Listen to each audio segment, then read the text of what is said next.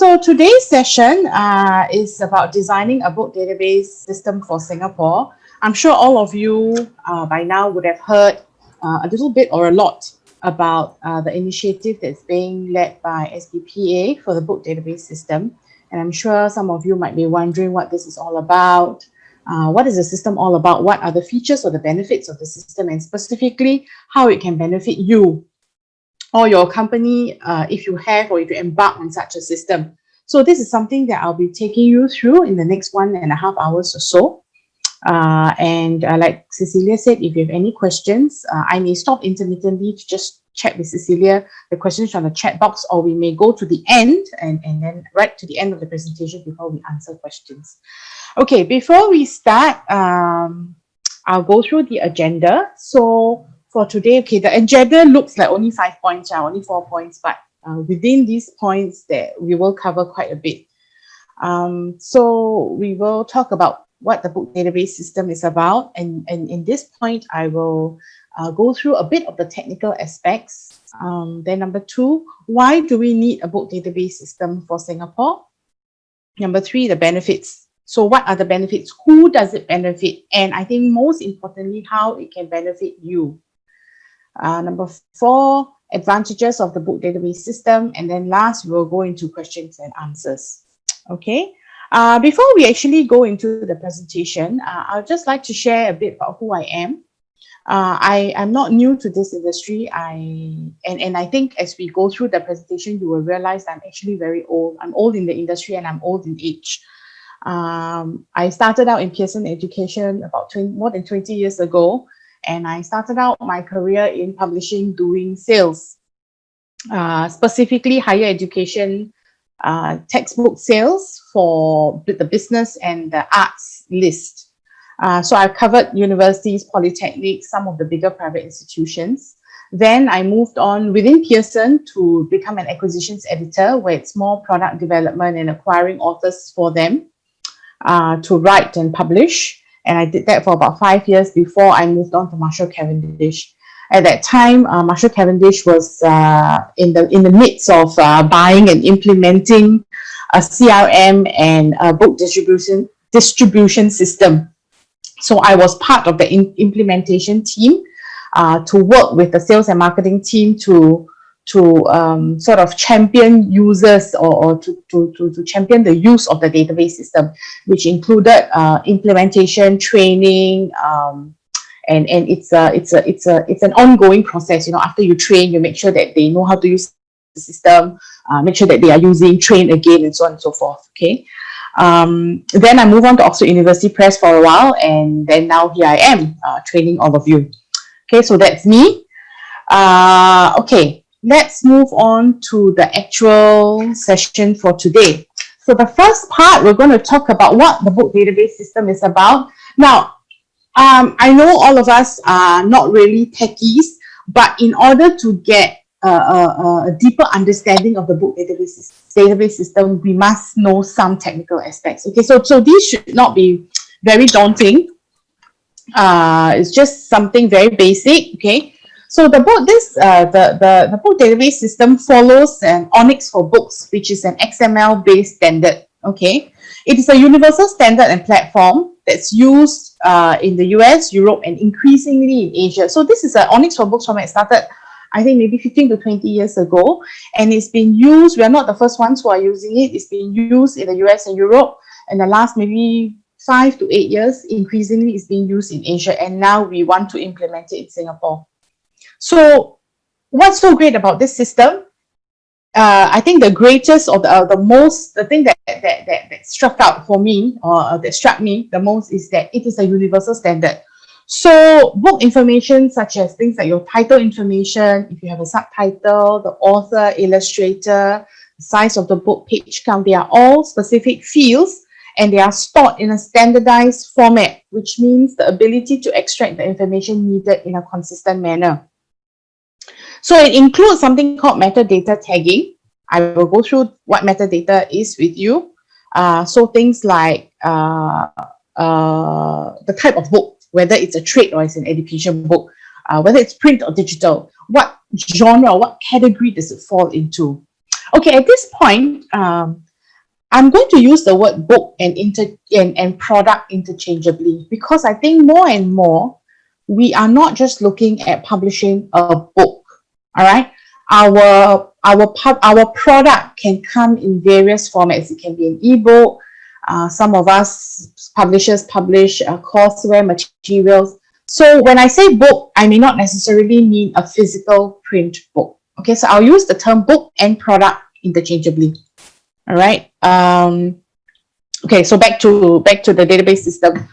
Now, studies have shown that the richer and wider selection of data that you put into your database system correlates to how much sales you have. So if you put more information and more meaningful information, then it translates into enhanced sales. Okay. The main consumers of your Onyx book database system are book retailers, libraries, sometimes even your warehouse partners within your supply chain. Okay. And the system is designed for use with various types of publication. So whether it's print, whether it's digital, or different types of books, whether it's a textbook, it's a reader, it's a magazine, it can all go. The system caters for that. The system also provides for the inclusion of sales and pricing information if, as a publisher, you want to have the information available. And because everything is within a database system, you can actually generate, and the system has that capability to generate the data into a catalog, right? So that you can do a selection and then print it out to a printed format for you to either study or pass on to certain partners. Now, the book database system is not new. We are not the first ones who are embarking on something like this. There's a system, and you can Google it later on in your own time. There's a system called Edelweiss, and it's a system that was launched, I think, in 2008, 2009 in the US. And to date, they have more than 55,000 over titles over 27 companies. Of course, now 55,000 titles doesn't sound like a lot, right? The reason why it's 55,000 is because they tend to purge out the out-of-print titles. So you only have relatively newer titles, current titles that are in the database system. So 55,000 titles over 27 companies, and this is a mixture of publishers as well as distributors that have embarked onto the system. Okay. Now, I'll just speak a little bit about Onyx for Books. Onyx for Books is a standardized international format, and it was developed as a solution to two fairly modern problems. Number one is the need for richer or more intricate book data information on an online platform or mode. Now, I don't know how long some of you have been here, but when I first started out in publishing more than 20 years ago, going online to look for something was very rare. Right, I'm part of that generation where whenever we go and see someone, whether it's a distributor or a professor or a lecturer, I used to carry a very thick, like encyclopedia type catalog, and it's sorted out according to subject. So depending on the subject that the lecturer is teaching, I'll take out my catalog and then we will go through, what is it that he's looking for. But now all that is gone. Everything has moved online. So how do we as publishers cater to that online need? So that's the first problem, or that's the first reason.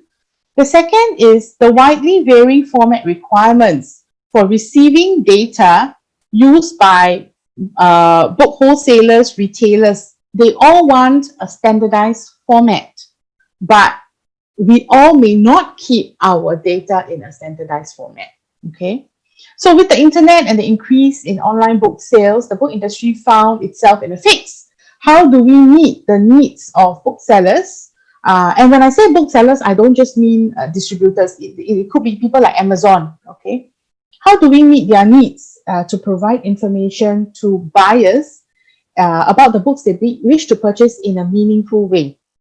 Now, in the old brick and mortar world, the cover of the book contains so much of the information, or a catalog will contain all the information you need about the book, whether it's the cover design, the synopsis, sometimes even reviews, author biographies.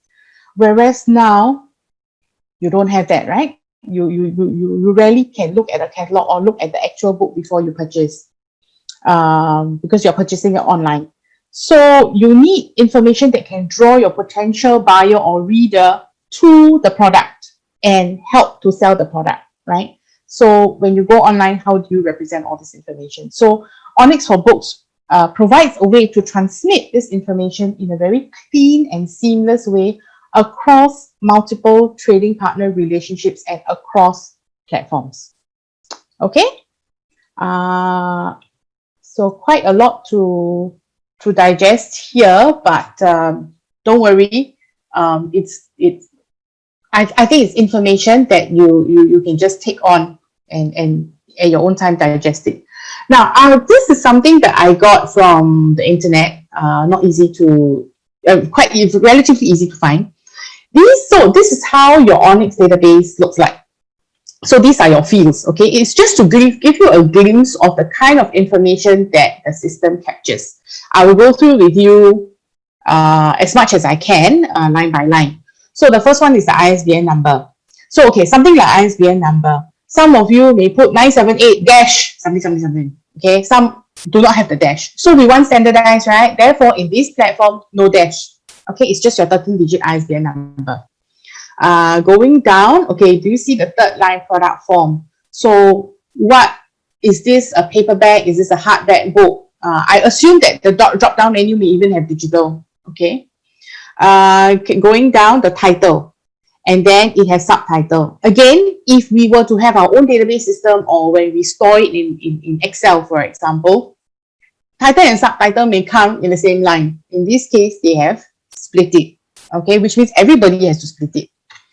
Title of series. So if your title falls within a series, for example, let's say there is that series by that author, he writes horror stories for kids, you know, like Mr. Midnight series. So you have the title and then you have the series. So the series may be Mr. Midnight and then the title is, I don't know, The Ghost of Tomorrow or something like that. Okay, so title and series are two different things.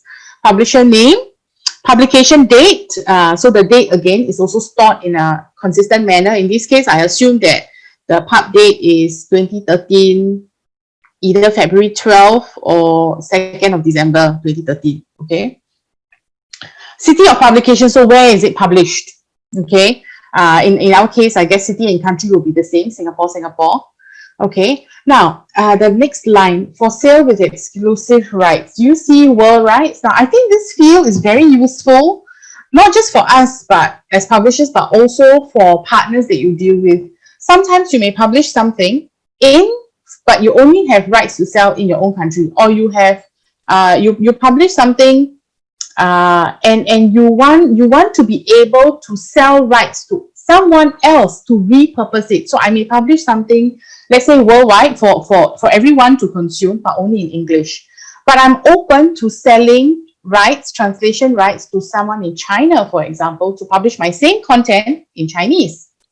So that is something I think can be very beneficial to publishers. Okay, if you move to the right-hand side, can you see things like language of text? So this title, what language is it published in? In this case, it's an English book. Number of pages, when it was first published, the edition number. The number of pages and things like the size, the spine width also gives the potential buyer an indication of how thick this book is. So if you are looking for something for the purpose of, let's say, education, and you know that, okay, in my course that I'm going to teach, I only have, let's say, 20 hours. Then you may not want to pick something that's too thick, right? Something that's too many pages. That will give you an indication of what you want, you may or may not pick. Moving down, okay, the second part tells you about the subject of the book. So what subject does it fall in? And then what subject or subcategory does it fall in? So you may have something that falls, in this case, science, but then it falls under astronomy. So you can have science, you can have biology, you can have science, you can have, I don't know, vet studies, for example. Okay. And these classifications are all standardized, so that you don't have varying ways of classification. So let's say, like the earlier example that I gave you about the Mr. Midnight series. Let's say your subject would be, for example, storybooks, let's say, and then your sub-subject. Let's say we all, both you and me publish horror stories. I may tag it as horror stories. You may tag it as scary stories. Then when you run your data, you got, conflicting information. So with a database like this, we all decide, okay, this kind of book will fall under horror stories. No such thing as scary stories. Okay, there's no overlap or no confusing information in the system. All right. So this is how your Onyx will look like, and this is how you'll probably populate it. Okay, if you want to embark on something like this. Okay, moving on. Now, why do we need a book database system? After this entire presentation, okay, if you don't listen to me or you don't take away anything, take away one thing. Why do we need a book database system? The overarching reason, the reasons of all reasons, is to increase efficiency. Okay, and I think for us, saving time, saving money, which means increasing efficiency, is very important, right? In Singapore, the saving money and increasing efficiency is a very important point for us. So this is the main reason why we want to embark on a book database system. Every time you increase efficiency, you save time and you save money. Okay, and this is this book database system this initiative is really part of innovation, or it's something to do with innovation. And innovation encourages you to explore and use the current tools that you have to uncover something new. So we're not actually doing something completely new. We're actually taking information that you already have. And all of you, I'm sure, already put that information in some kind of a database. It could even be Excel. It can be used as a database. It's just that now, for the purpose of consistency and for the purpose of drawing information that's more meaningful, we want to put it in a standardized format or a standardized system. Okay. So it really just means that we are researching existing solutions to come up with a new solution. All right. Okay.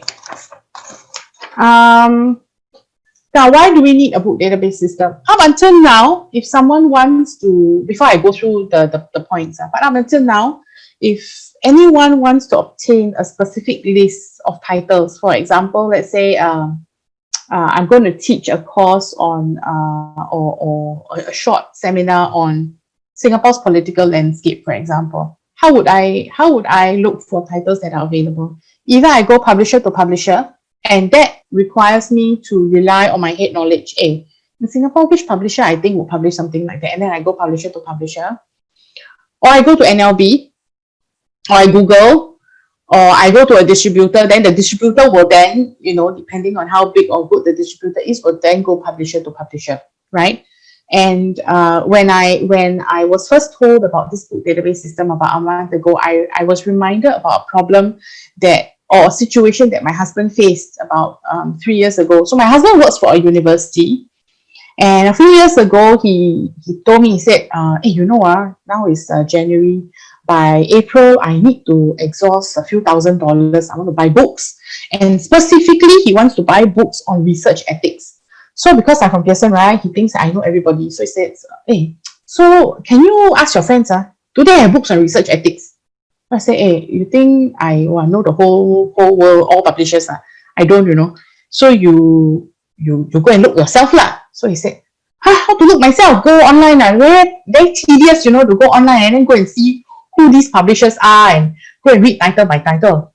So I said, okay, how about you go to either your school bookshop, who will be able to help you, or you go to your library.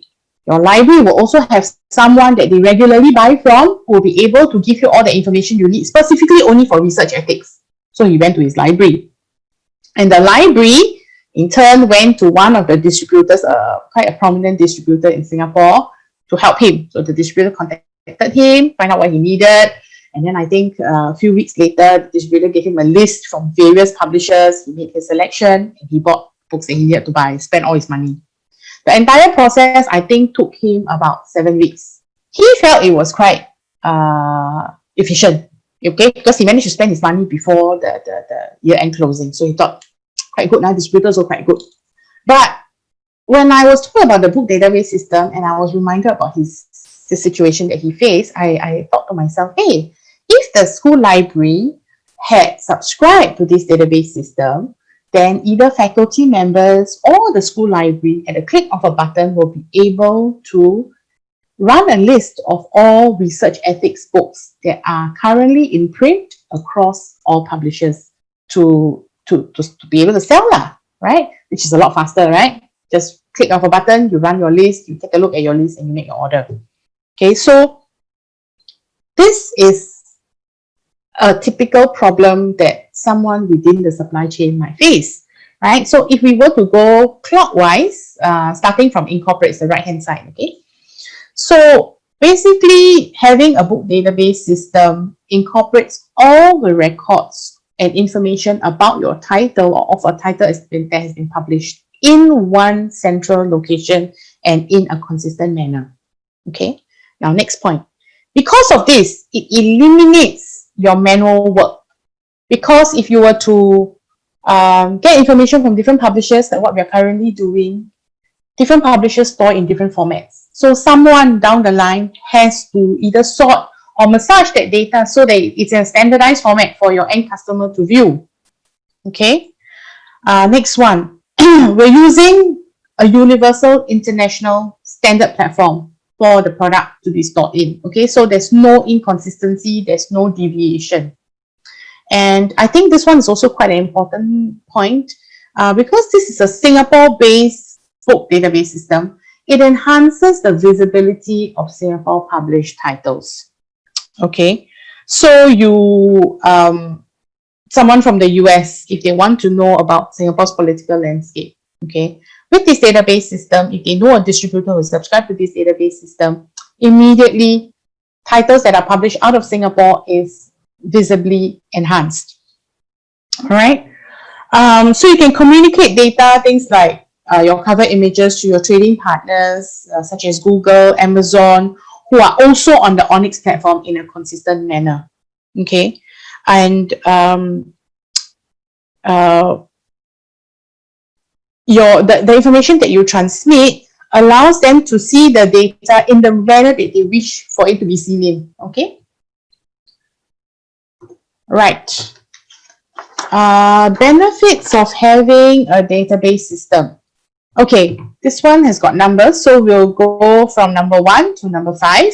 Okay, so the first group, distributors, and some people call them jobbers.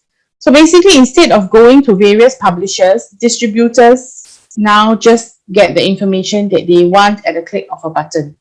So distributors, and this is something that I have faced in my career. Distributors have been very frustrated with me. I have also been very frustrated with them. They call me and say, hey, you know what, this school library got money, they want to buy some books in. They only want specific subjects. So this subject, this subject, this subject. Can you give me your information like that? Then they'll give me an Excel sheet. Then the Excel sheet will say very clearly, okay, must have number, then must have ISBN number, ISBN 10, ISBN 13, no dashes, then must have this, must have very specific, in a very specific format. Unfortunately, the database that I have for the company that I work for doesn't generate the list in that format. So I generate the list, I have to cut and paste, I have to check everything is correct. If got dashes, I got to go and remove the dashes. I've ever had a situation where I spent 3 weeks because my database doesn't generate synopsis of the book, but my end customer wants synopsis of the book. So what I do, I go and get the book, I manually key in. I spent 3 weeks, every day after work, I stay back to key in the synopsis of the book. It was such a pain. Okay, so with this, you don't have that problem anymore because you have already entered your synopsis into the database. So when you generate your list, the database, the synopsis is there. Okay. Number 2, it benefits publishers and content creators Now, some of us are both distributors and publishers, okay? So you will see the benefits on both fronts.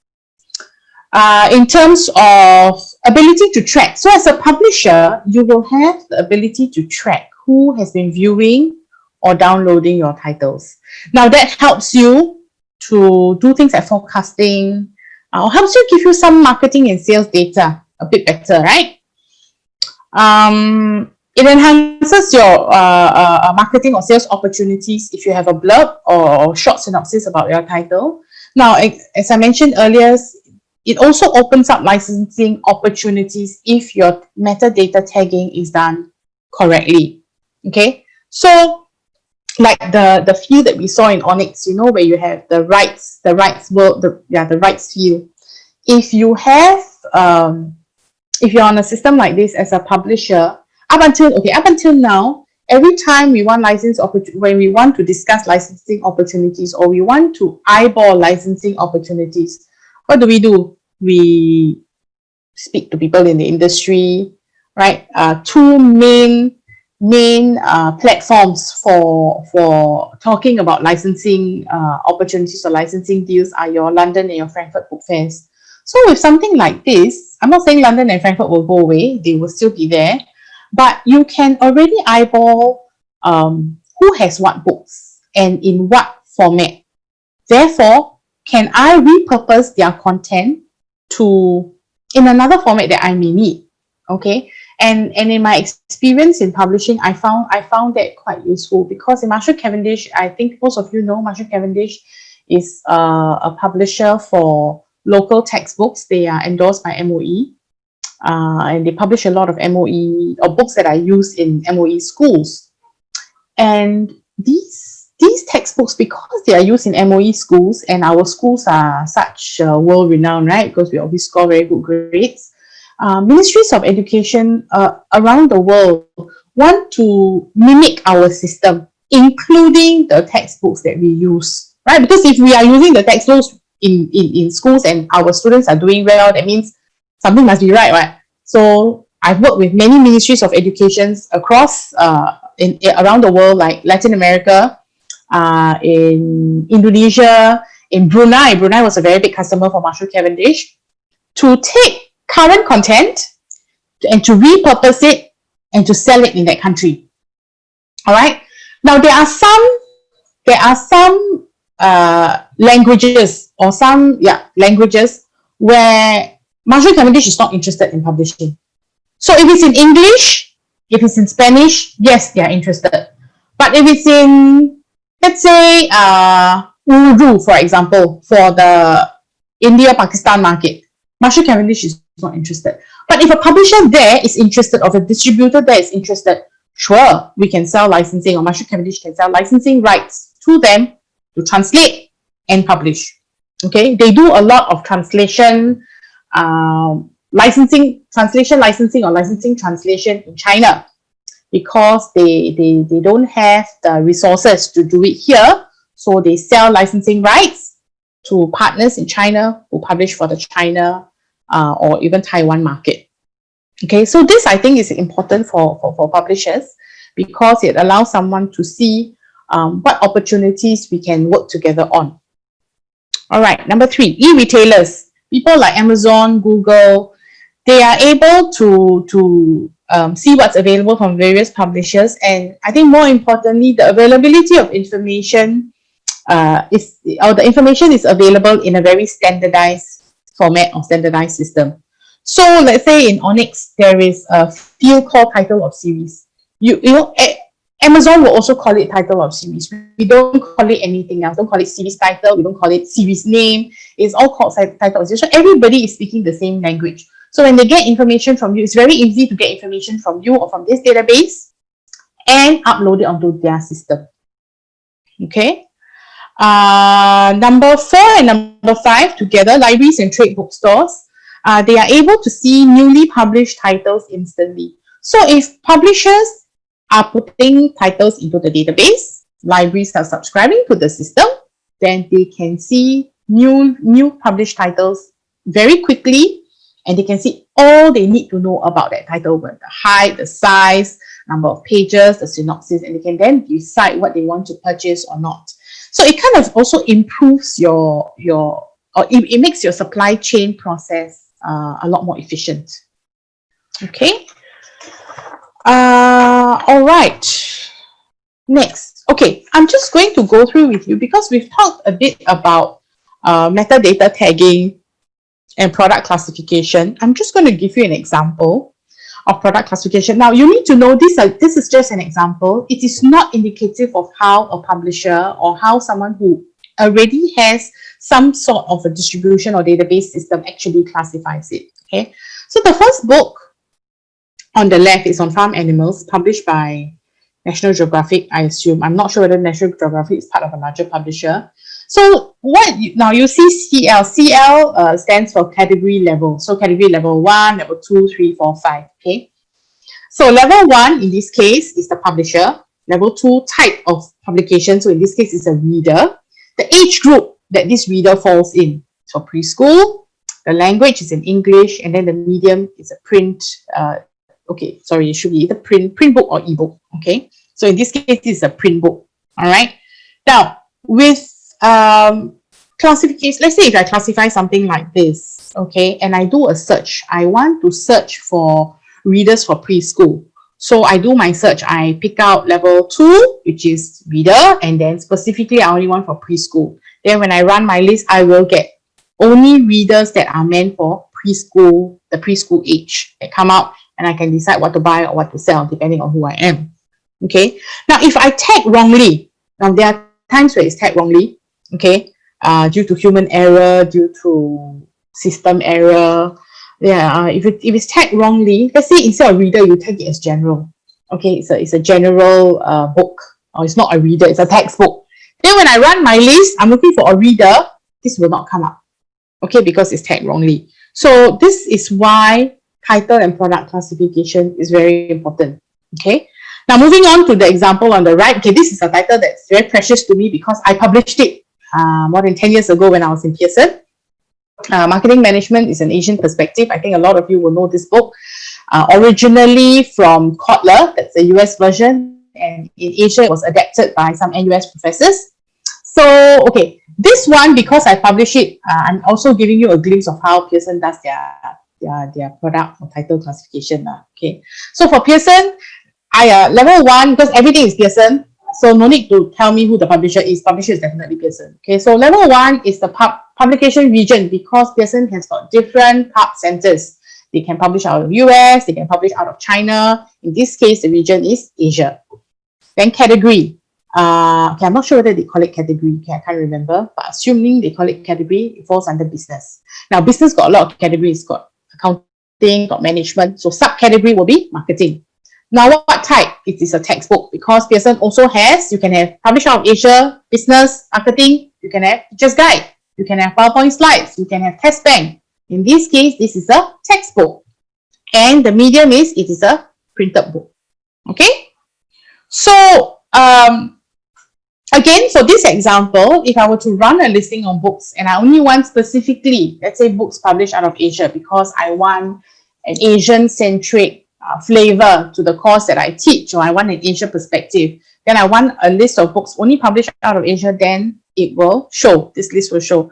But if I run a list based on marketing, only marketing books, and I didn't select Asia, I select, let's say, all regions, this might or might not show depending on how I tagged it. Okay, some systems and softwares will allow you to run multi-dimension. So like all the examples that I gave you, let's say if I want to run readers for preschool, these are multi-dimension. I'm running 2 dimensions, readers and preschool.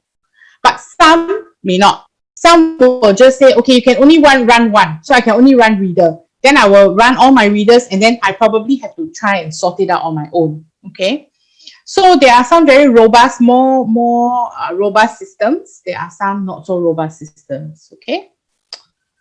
Okay. So what is metadata? Metadata is where are my slides? Okay. Metadata basically is the descriptive information about your product. If you go and Google metadata, their definition of metadata is data about data, right? So it's basically information about product lah. Okay, whether it's a book, it's an ebook. Now you can, for the purpose of our presentation or our session, I would say we can broadly classify your metadata into two categories. One is information to discover your book. Second is information to purchase your book. So let's say you want to search for something. Okay, very broad, you want to search for, let's say you want to search for readers. Okay, you key in readers. Slightly not so broad, slightly narrower, you want to search readers for primary school. Okay, or you want to, depending on what you want to search. So information to discover your book would be things like the title, the author, what category it falls in. What are some keywords? Sometimes we key in keywords, right? Like, okay, I want books on the 7 Ps. In marketing, there's something called 7 Ps. So I just key 7 Ps. Then it will give me all the books that have got 7 Ps, which will probably be a lot. So these are keywords. 7 Ps is a keyword. If I want to search for a book on, let's say, teaching students with dyslexia, so I key in teaching, dyslexia, then it will give me books on teaching or dyslexia or both. Okay, so these are keywords. And then some content knowledge, so some content information that you might key into your search field. So these are information to discover a product or a book. Then information to purchase would be things like your cover, how attractive your cover looks like, the description, okay, as in the synopsis of the book, reviews, what are people saying? Is this the best book on dyslexia to teach my child who I think has dyslexia? The price, how expensive is it? Ease of purchase, how easy is it to buy? So where are you buying it from and how easy it is to buy? So metadata, I think if you cover these 9 or 10 points, you are basically quite covered, okay, to discover your book and to purchase the book. Okay, now I'll give you another example of metadata taking. I'm going to take it out of context a bit because this one I think will be a bit more relatable to us. Every time you read an article online, on let's say on Straits Times Online, right?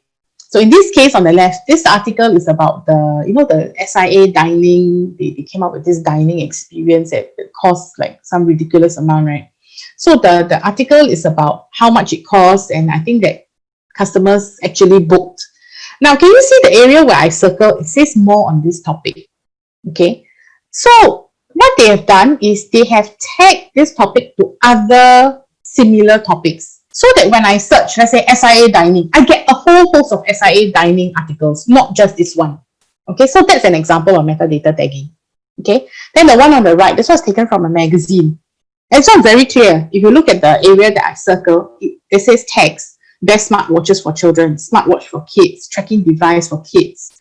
So if I search smartwatch for children, then a list of articles, including this one, will come out. So how you tag your article or how you tag your product will determine how it shows up during a search. All right. Okay, moving on. How can a book database system benefit you? We have talked about the benefits, but how can it benefit you? Now, I've categorized the beneficiaries or people it can benefit into two main groups. One would be publishers and content creators, and one would be distributor and the end consumer. And of course, some, like I said earlier, some may fall into two categories because some distributors are also publishers, and some publishers do their own distribution, so it can fall into two, okay? So you have people like your local and overseas distributors, which may fall into both. Jobbers as well may fall into both. Publishers and content creators, e-retailers, obviously e-retailers would be a distributor. Trade bookstores, which will also be a distributor.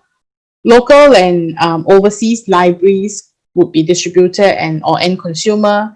And licensing opportunities could be both, okay? Okay, so if I were to split it into two sections, let's do the publishers and content creators first. Now, for publishers and content creators, having this database system, so if you are a publisher, listen up, It eliminates the technical difficulties faced when you upload your titles onto existing e-commerce platform. Basically, when you increase efficiency and staff, it increases efficiency and staff productivity because it reduces manual and menial tasks. You don't have to do your whole Excel sorting, keying in, filling in the blanks. Okay. So because once the title is uploaded, your trading partners can view or list your new book as well. Okay. Now with this, there is also an increased efficiency in the supply chain.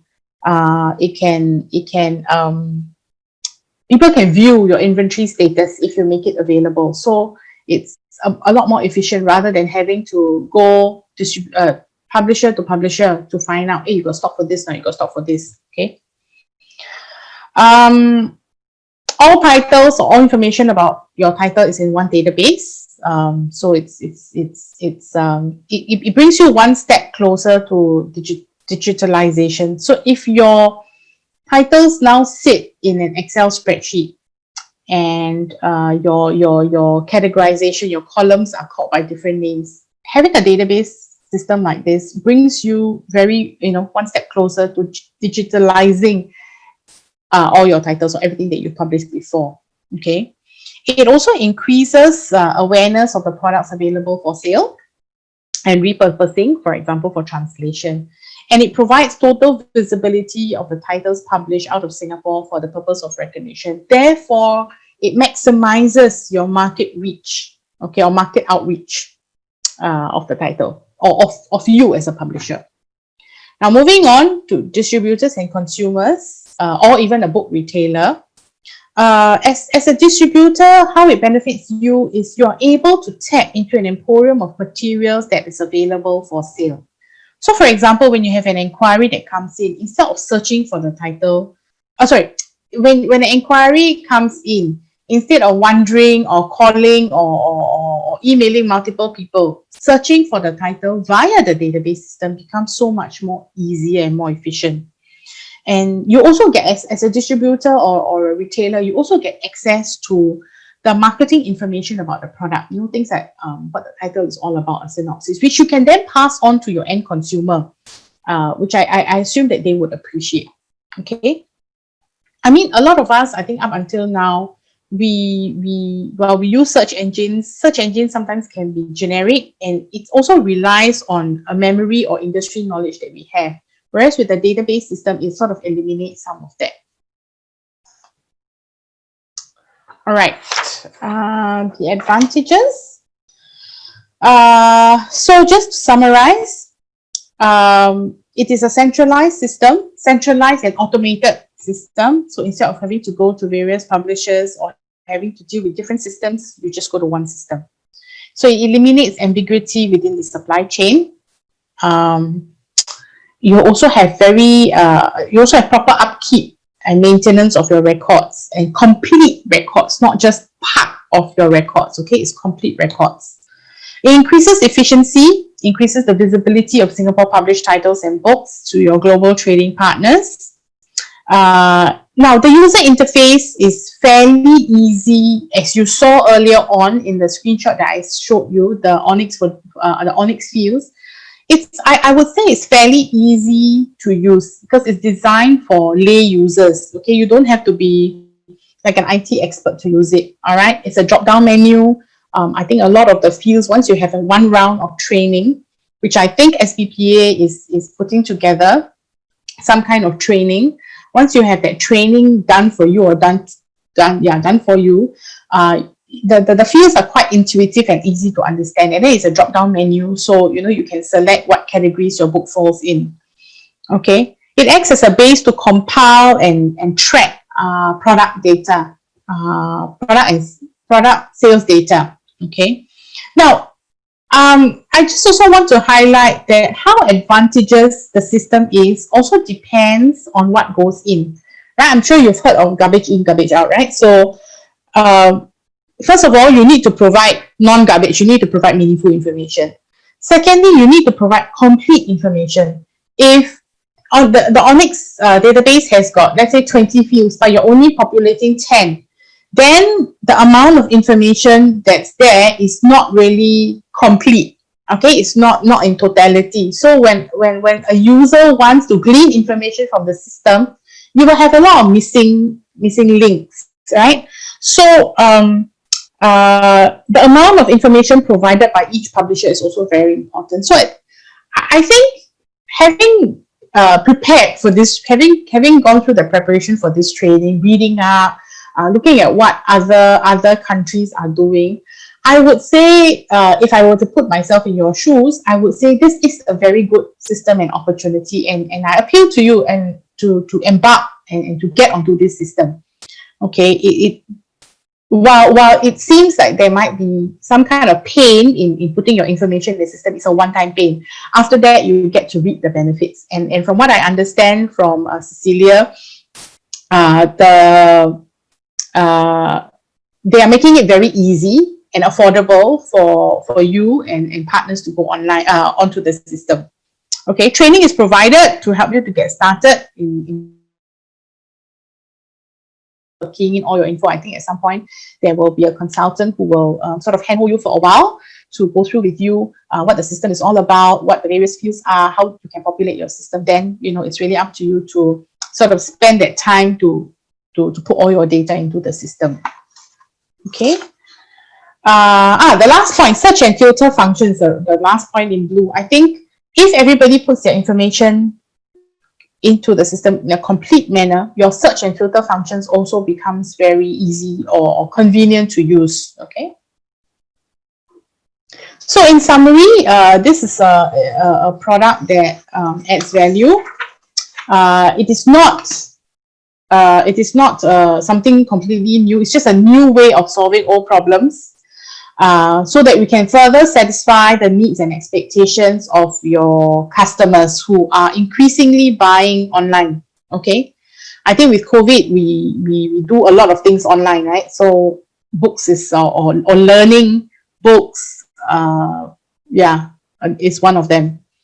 And most importantly, I think is to increase efficiency. Okay, so at this point,